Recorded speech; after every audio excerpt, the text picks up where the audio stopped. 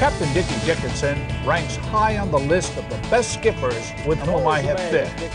He has an incredible ability to find fish, coupled with the skill to make them bite, even when they seem to have lockjaw. His low-key personality makes him fun to be with, regardless of the target species.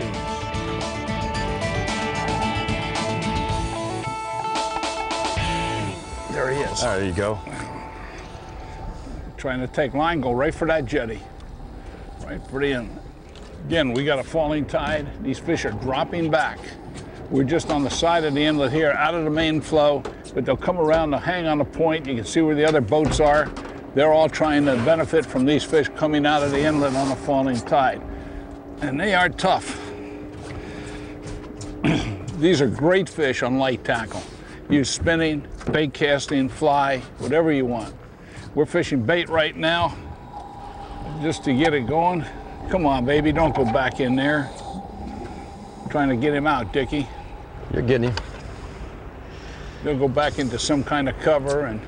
Cut you off. Yeah. This is really the ideal tackle, right here. And I can see a snook in the water. Not the biggest snook in the ocean, Dickie, but a lot of fun on this tackle. Look at that fish, John. I always start with a full spool of line, because as that line gets down, the drag increases. So I can set a better drag when I have a full spool. I take the line down, I put a bimini twist in there. I rig everything the same, inshore, offshore, it doesn't matter where I am. Everything's rigged the same. Bimini twist, you can learn to do it, you can learn to do it fast. And then I come down to a no-name knot right here.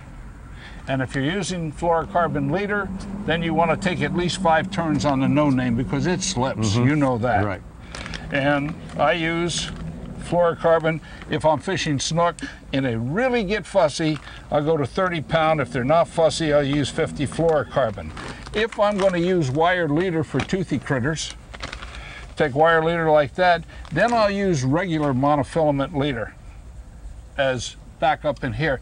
Now this leader, depending on the size of the fish, if you're catching snook, it doesn't have to be that long. But if you're fishing for something big, you want to catch a shark or you want to catch a sailfish or you're going to catch a kingfish that's like that, that leader has got to be longer than the fish, because when the fish is going away, the leader is dragging across its back. And then I use regular monofilament. We put a circle hook on these things, and Dickie, you're a master at rigging baits.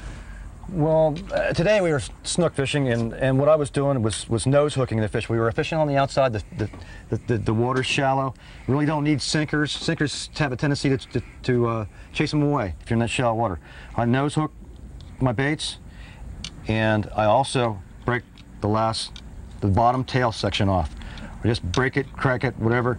This makes the fish turn over and go straight down to the bottom. And you have the tendency to get more bites when you first throw that bait in the water, a fresh bait in the water.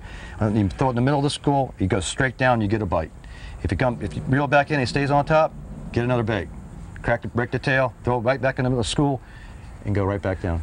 He changes bait very quickly. Every cast. I mean, yeah, you make a cast, nothing happens, you put a fresh bait on. Every cast. Most people don't have that much bait. Well, you throw leads in there and it just spooks them. So this doesn't spook them. You throw it right in the middle of them. And fishing is nothing more than these little things that we're trying to share with you. I mean, just the fact that you break the tail, that the fish goes down, that you don't use a lead where everybody else uses a lead. You'll notice that they're not getting bites. Yeah. I also throw it real high, and when it hits, when it lands, the bait goes straight down. It works. And that's what you need to know, the tricks that work. All right, Dickie, it's that moment that you've been waiting for. Hook in the corner of his mouth. We're using circle hooks on this. Makes all the difference in the world. And if you just hold them right there and get that circle out. One of the things we should say, Dickie, is what you're doing now. If you're going to lift them out of the water, you support the belly. Right. It's critical on these fish. How's that? Now that's a typical fish. And they grow a lot bigger, and they get a lot bigger in here, but that's a typical fish. You don't have to lift them up. You don't want to hold them just by the lower lip. You can, but it hurts the fish. And we want to make sure that these fish live. They're critical to South Florida right now, and they're trying to make sure that we have a population for years to come. He's got a scar on him. Yep, something grab them. Something grab that one right grab them right there. Put them back in, and you can lay them in the current, move them forward. When they're ready to go, they'll just swim off. Whenever you're ready or think the fish is ready, Dickie, send him on his way. Look at him go. All right. Good job, Mark.